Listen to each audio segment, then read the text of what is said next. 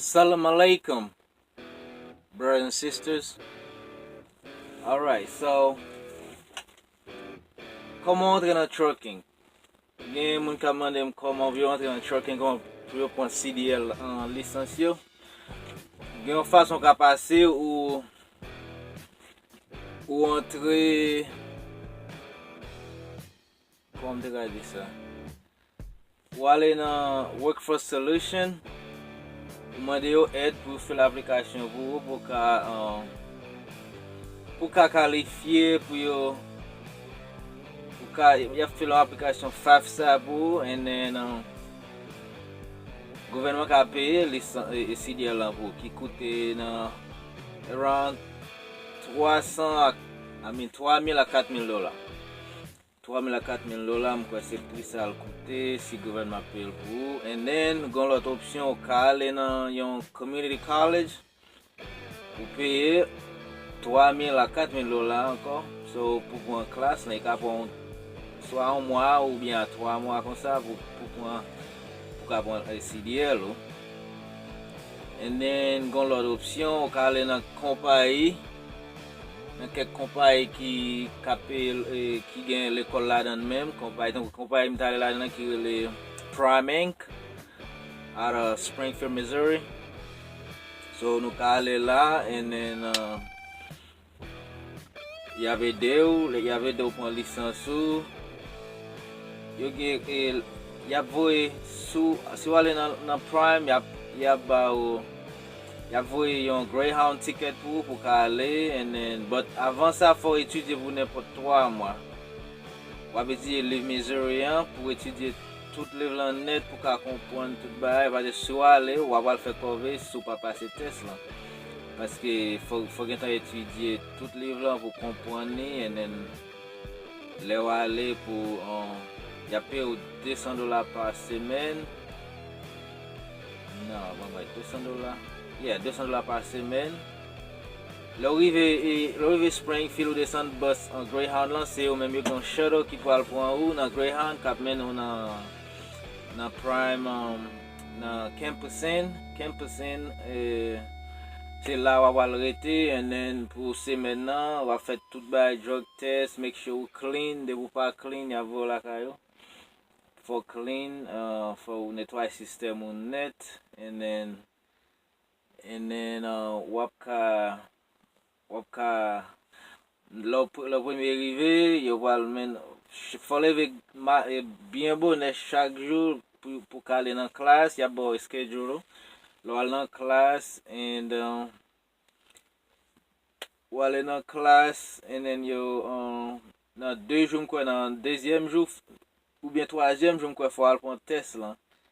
Dans DMV et then l'autre prend test là pour passer lui si pas passer il y a bon deuxième chance dans deuxième on l'autre jour et dans demain encore pour aller prendre test là si pas passer il y a bon troisième chance là il y a DMV a venir dans l'école là même pour yo ka ba ou pour yo ka bon test là dans papier qu'on a sur papier pas bon sur computer encore il y a bon sur papier qu'on a pour ka passer lui si pas passer and then il y a vol la caillou so si vous connaissez façon ça va bon pour vous, va étudier ou va étudier en pile.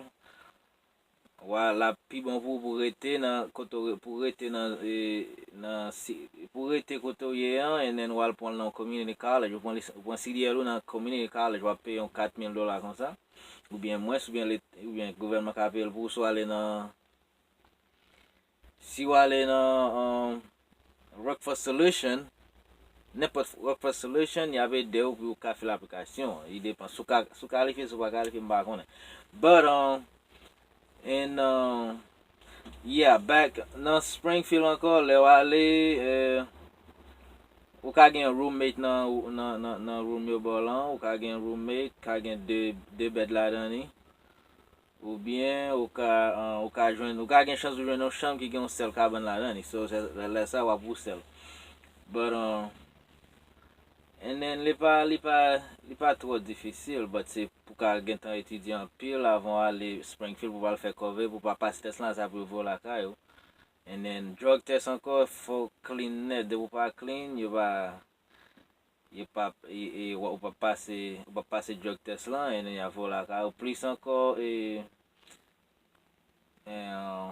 plis anko yo gen ba yo tre, ya fò pa ba yo ken manti nan aplikasyon, sou gon problem ou di yo sa an avan, sa von ale, so yo do vini, tout ba sa ou. So, fò pa ba manti nan oken aplikasyon, fò ba tout verite net, yo tre strict nan sa. Sa vo la ka yo komparet. So,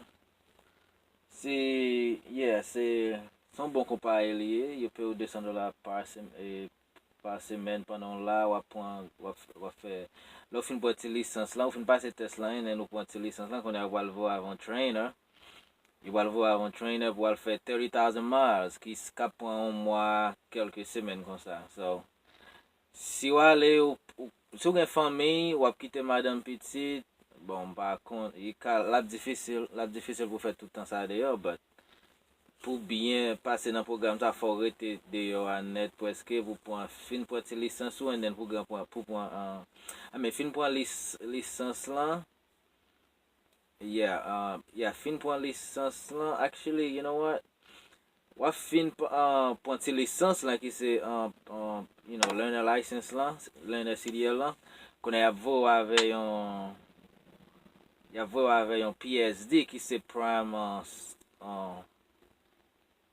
student driver, avon PSD trainer, pou ka pran ti lisans, pou kelke semen, mkwe 10,000 miles waf ave PSD trainer, pou ka pase test, pou ka montre koman pou kondui tout bay, pou ka pase gran test lan, en pou pran gran lisans lan. Driving test lan, sa pou pase pou pran gran lisans lan. En den apre sa, kon wal vo ave yon TNT ki se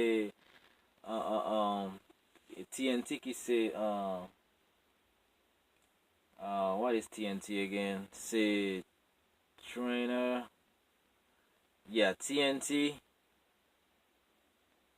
trainer and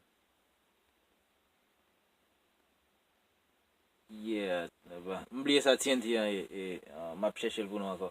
So, ya vwa avon TNT pou fè 30,000 miles lan, de yo pou pon, lè sa se experience wap pon pou ka al pon truck pouw pou fin pon 30,000 miles lan. So, ma fon lot video anko, si pa tro kler pou mka pi bi explike, mande si gen kesyon, mande nan comment below, and then map explike tout ba please. So, alright, ciao.